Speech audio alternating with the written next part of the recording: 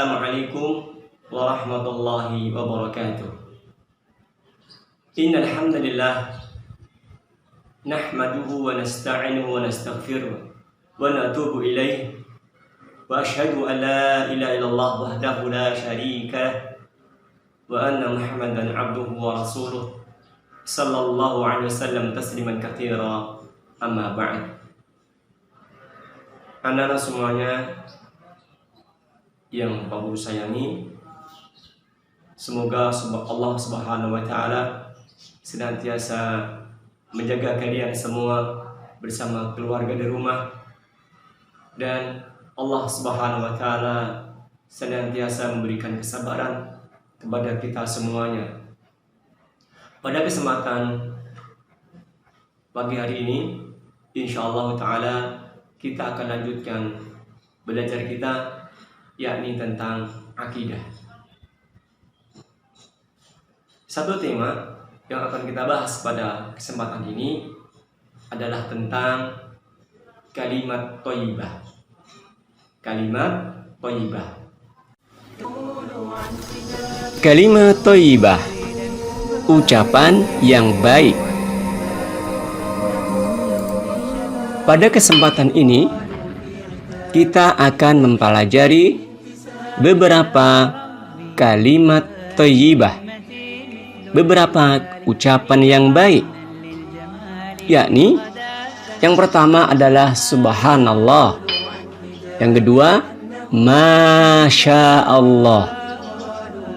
Pada kesempatan ini kita harapkan kalian semuanya mengerti dan bisa menjelaskan apa pengertian subhanallah. Apa artinya subhanallah? Apa artinya masya Allah? Kemudian bisa memberikan contohnya ungkapan-ungkapan yang bertentangan dengan makna subhanallah. Dan juga bisa menjelaskan apa sih hikmahnya, manfaatnya jika kita mengucapkan kalimat thayyibah ini, subhanallah, masya Allah, apa manfaatnya. Kemudian juga bisa menjelaskan kapan kalimat-kalimat yang baik ini kita ucapkan. Kapan kita mengucapkan subhanallah? Ketika terjadi apakah kita mengucapkan masya Allah, ya, dalam kehidupan sehari-hari, sehingga kita terbiasa mempraktekkan ketika kita dalam kehidupan sehari-hari melihat peristiwa-peristiwa, ya, dalam kehidupan kita terbiasa untuk mengucapkan kalimat-kalimat thayyibah ini. Dan di samping itu kita harapkan juga kita bisa menerapkan di dalam kehidupan kita. Baiklah anak-anak semuanya, kita sekarang mulai dengan topik pembahasan. Yang pertama kalimat thayyibah, subhanallah, masya Allah. Pada kesempatan ini kita akan bahas dua ini saja. Nanti poin yang ketiga insya Allah kita akan lanjutkan pada pertemuan yang akan datang. Pengertiannya apa? Waktu mengucapkannya kapan dan apa hikmahnya. Kita mulai yang pertama tentang kalimat atau ungkapan subhanallah. Sudah sering mendengarkan kata subhanallah? Atau juga kita sering juga kan ketika kita sholat mengucapkan subhanallah. Doa apa coba? Doa ketika sholat kita membaca subhanallah ketika apa? Coba dijawab. Ya betul. Ketika ruku dan ketika sujud kita membaca subhanallah. Apa sih artinya? Subhanallah artinya maha suci Allah. Subhanallah apa artinya? Maha suci Allah. Maksudnya suci bagaimana? Maksudnya suci, Allah itu tidak memiliki sifat kekurangan. Allah itu maha sempurna. Allah suci. Allah tidak memiliki sifat kurang.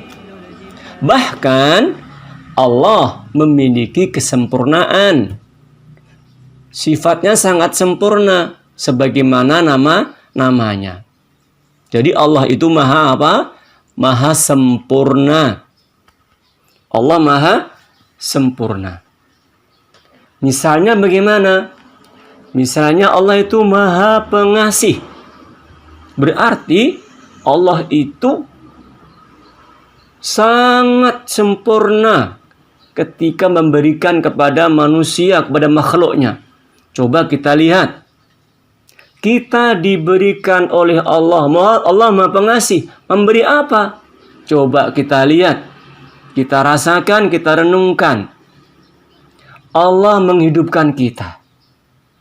Kemudian, supaya kita bisa hidup, Allah menciptakan seluruh bumi dan langit dan seisinya yang sangat besar. Bahkan langitnya ada 7 langit. Bumi juga ada 7 bumi. Yang kita tempati ini baru 1. 1 di antara 7 bumi yang Allah ciptakan. Untuk siapa diciptakan semuanya? Untuk manusia. Disediakan berbagai macam tumbuhan yang hidup di muka bumi. Betul kan? Allah ciptakan berbagai macam sumber alam yang tersimpan di perut-perut bumi. Dan Allah limpahkan berbagai macam karunia. Bagaimana udara yang banyak berada di ruang di muka bumi terhampar yang tidak terhitung jumlahnya. Allah ciptakan berbagai macam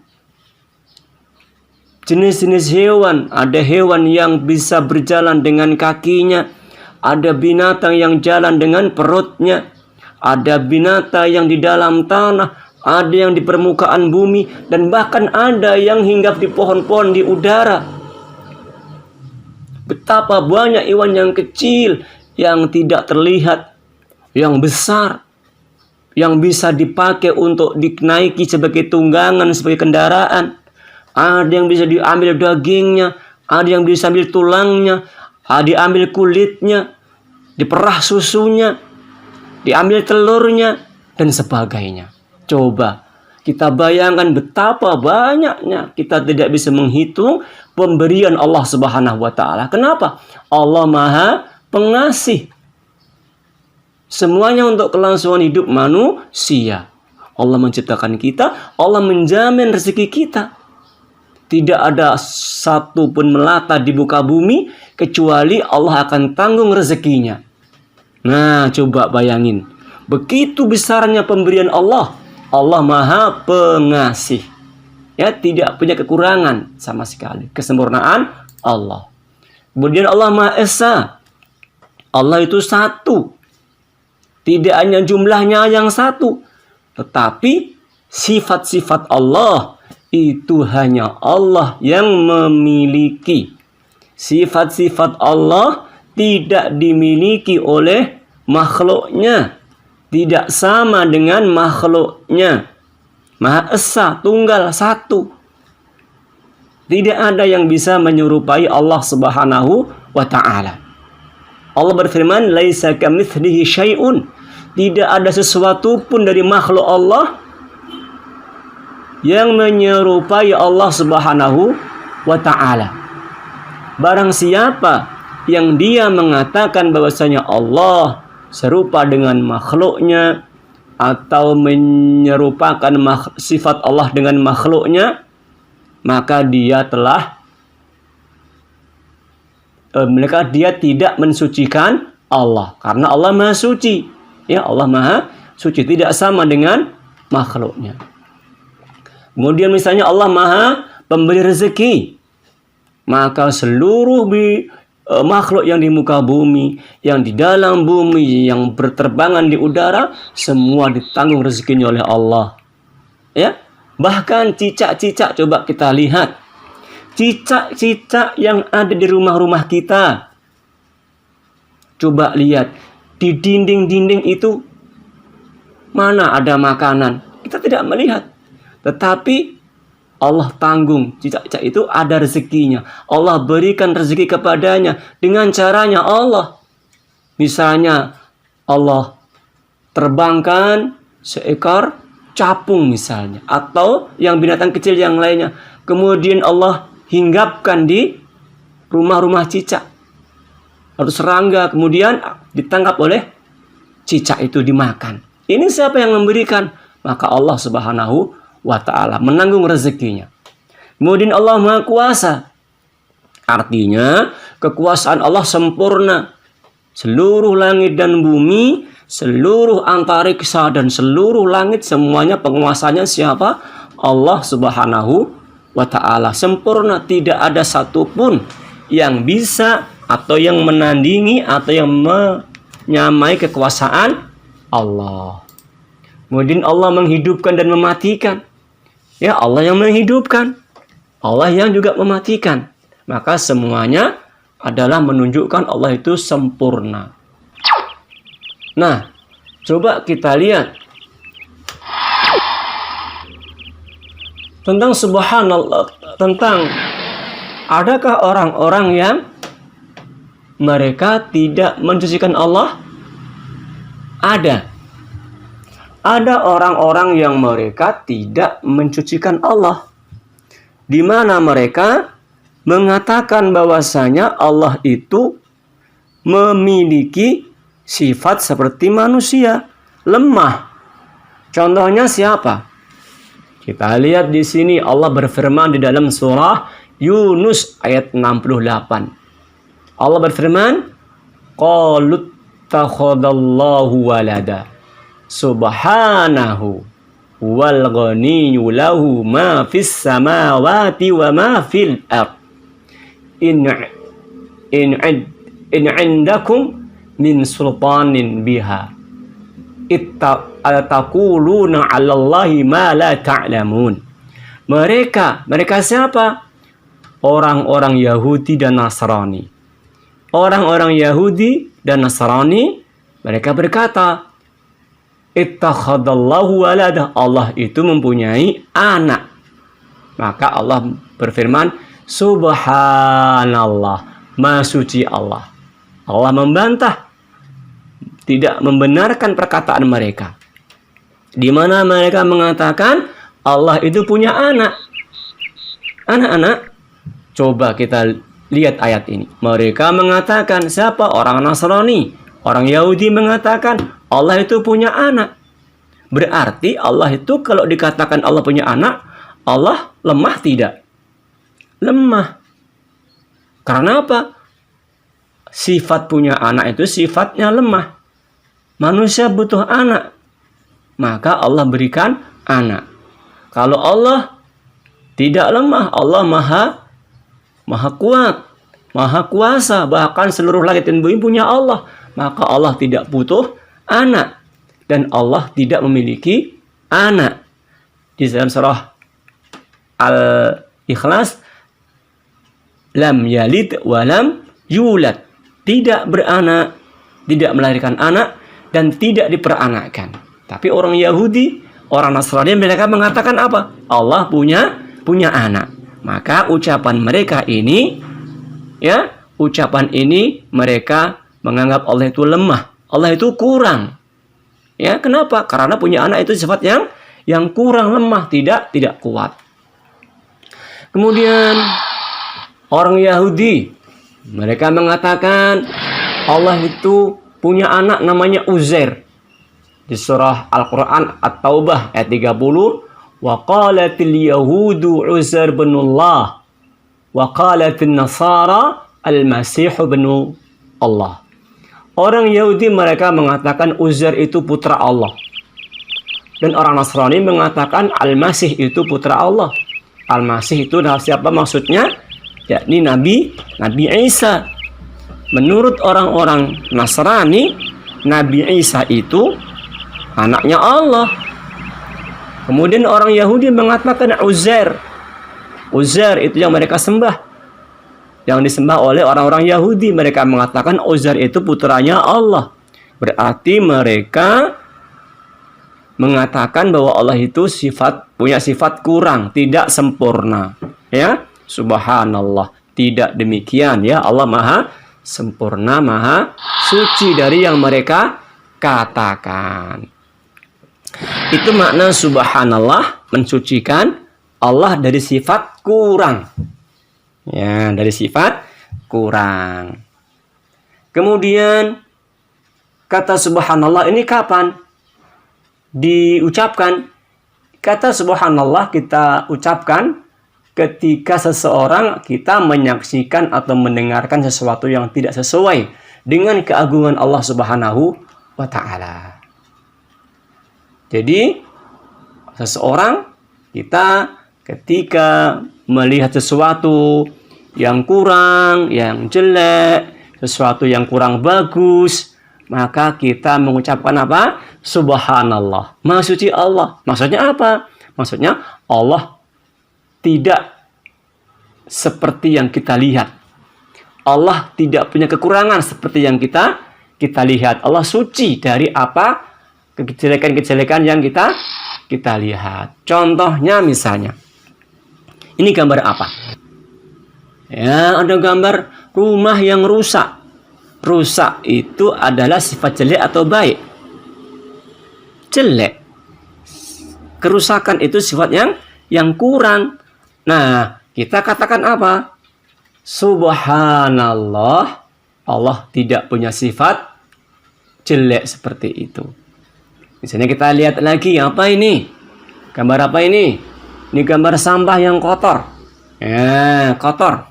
Maka kita mengucapkan apa? Wah, kotor banget. Ya, kita katakan apa? Kita ucapkan Subhanallah, Maha Suci Allah. Artinya apa? Allah tidak punya sifat kotor. Sesuatu itu, ya, Allah sangat suci dari apa yang kita lihat. Contohnya lagi misalnya, ini gambar apa? Iya, ini gambar kekeringan. Sawah yang dilanda kekeringan. Kekeringan itu satu yang baik atau yang buruk?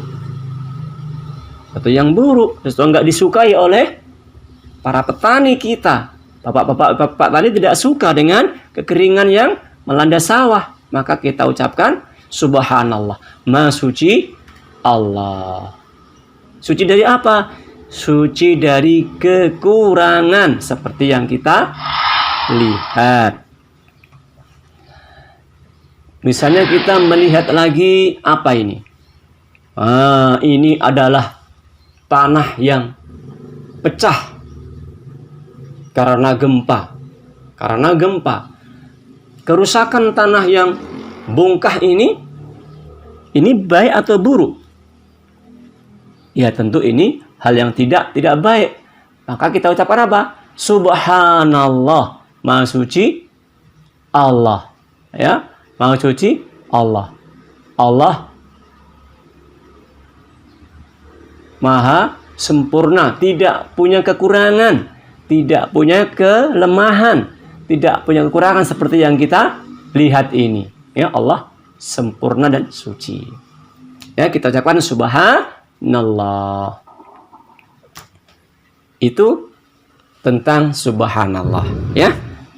Jadi artinya apa tadi? Artinya Maha Suci Allah. Artinya bagaimana? Allah Maha sempurna, tidak memiliki sifat kurang atau lemah. Tidak punya sifat kejelekan, tapi Allah kebaikannya sempurna sebagaimana sifat-sifat dan nama-namanya. Boleh kita ucapkan kapan? Ketika kita melihat sesuatu yang kurang atau kejelekan atau keburukan, kita mengatakan Subhanallah. Allah bebas, Allah suci dari apa yang kita lihat. Allah suci dari keburukan-keburukan yang kita lihat. Allah Maha suci, tidak memiliki kekurangan sebagaimana yang kita lihat. Baik, kemudian kita masuk yang kedua, yakni Masya Allah. Masya Allah, Masya Allah, gitu ya. Baik anak-anak, sekarang Masya Allah apa artinya? Masya Allah artinya Allah yang menghendaki hal itu. Allah yang telah menghendaki. Kapan kita mengucapkan Masya Allah? Yakni ketika seseorang atau kita menyaksikan sesuatu yang indah, sesuatu yang menakjubkan, sesuatu yang luar biasa, sesuatu yang dianjurkan kita untuk mengucapkan Masya Allah. Jadi kita ketika melihat sesuatu yang bagus, yang indah, yang menakjubkan, yang mengherankan, atau yang luar biasa kebaikannya, maka kita ucapkan apa? Masya Allah. Artinya apa? Ini terjadi, kebaikan ini atas kehendak Allah. Allah yang menciptakan kebaikan ini. Allah yang menghendaki luar biasa ini terjadi. Nah, begitu ya. Jadi ketika kita melihat sesuatu yang luar biasa, kita mengucapkan Masya Allah. Wah, ini adalah kehendak Allah Subhanahu wa Ta'ala. Contohnya bagaimana? Misalnya Allah sebutkan di dalam surah Al-Kahfi, ketika melihat kau masuk ke dalam kebun yang sangat subur, ada buah-buahannya, ada pengairannya, ada sungainya, ya, rindang pohonnya, hendaknya apa? Mengucapkan apa? Masya Allah. Masya Allah. Ini contohnya Al-Kahfi ayat 39. Laula iddakhalta jannataka qulta masya Allah la quwwata illa billah. In tarani ana aqalla minka mala wa walada. Dan mengapa kau tidak mengatakan ketika kau memasuki kebunmu Masya Allah la quwwata illa billah. Ini adalah kehendak Allah Subhanahu wa Ta'ala. Ini ceritanya ada orang dikisahkan yang punya kebun yang rindang.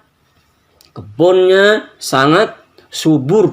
Pohon-pohonnya rindang, ada buahnya yang sangat lebat. Tapi dia tidak mengatakan Masya Allah.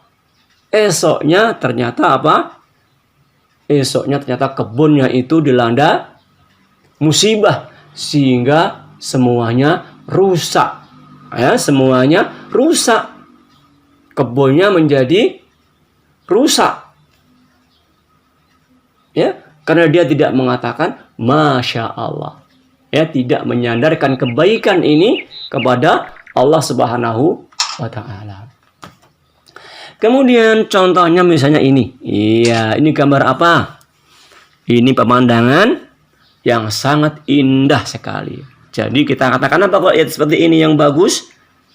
Masya Allah. Ini ada pemandangan alam yang sangat indah ini. Masya Allah. Ini kehendaknya siapa? Allah yang menciptakan keindahan ini. Misalnya ini juga. Kita melihat apa ini? Ini adalah kemegahan langit. Bagaimana langit yang sangat besar dan perkasa. Yang luar biasa. Masya Allah. Ya. Masya Allah. Sangat besar, luar biasa, menakjubkan pemandangan manusia.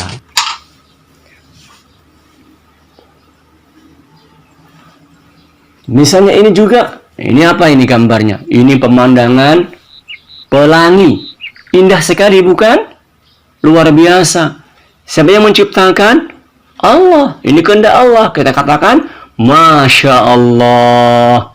Atas kehendak Allah ini terjadi luar biasa. Ya, jadi kita ucapkan ketika kita melihat sesuatu yang menakjubkan. Kemudian anak-anak, apa hikmahnya? Apa hikmahnya? Apa manfaatnya ketika kita melihat sesuatu yang kurang, sesuatu yang jelek, sesuatu yang buruk, yang tidak baik, kita mengatakan subhanallah. Kita bertasbih, berzikir dengan ucapan subhanallah. Namanya tasbih. Ya, tasbih. Ya. Apa manfaatnya?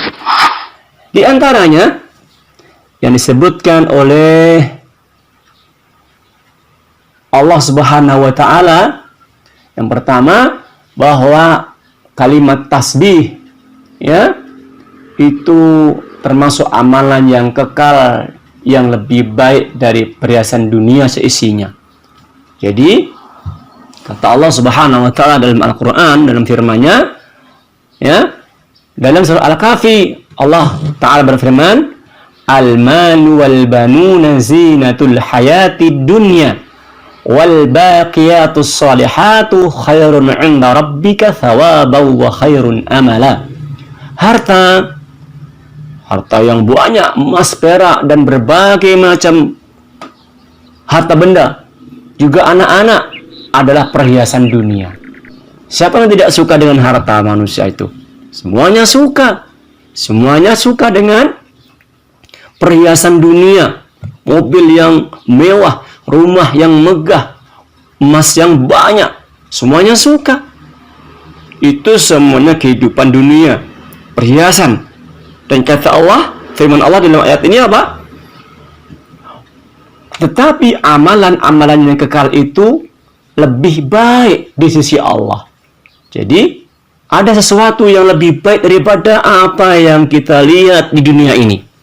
Seluruh perhiasan dunia yang kita kumpulkan jadi satu, kita lihat ini, ada sesuatu yang lebih baik daripada itu. Apa itu? Yaitu amalan solihah, yaitu baqiyatus solihat, amal yang kekal lagi saleh. Termasuk diantaranya apa? Ya, ini adalah kalimat subhanallah walhamdulillah Allahu akbar. Ucapan-ucapan subhanallah, alhamdulillah, Allahu akbar, ini termasuk arti dari baqiyatus salihat, yakni amalan yang kekal di sisi Allah Subhanahu wa taala. Kemudian di samping tasbih yang kita ucapkan itu lebih baik, lebih kekal daripada dunia seisinya, ternyata yang kedua, ucapan tasbih subhanallah walhamdulillah itu termasuk ucapan yang paling dicintai oleh Allah. Paling dicintai oleh Allah. Diterangkan oleh Nabi SAW dalam hadis ini, ahabbul kalami ilallahi arba'un. Ada 4 ucapan. 4 ucapan ahabbu ilallah, yang paling dicintai Allah. Apa itu? Subhanallah. Subhanallah. Kita mengucapkan subhanallah. Kemudian kita mengucapkan alhamdulillah. Juga mengatakan la ilaha illallah. Juga mengucapkan Allahu akbar. Tidak berdosa bagimu dengan mana saja yang kamu memulai. Jadi kita mengucapkan subhanallah, subhanallah. Ini ucapan-ucapan zikir.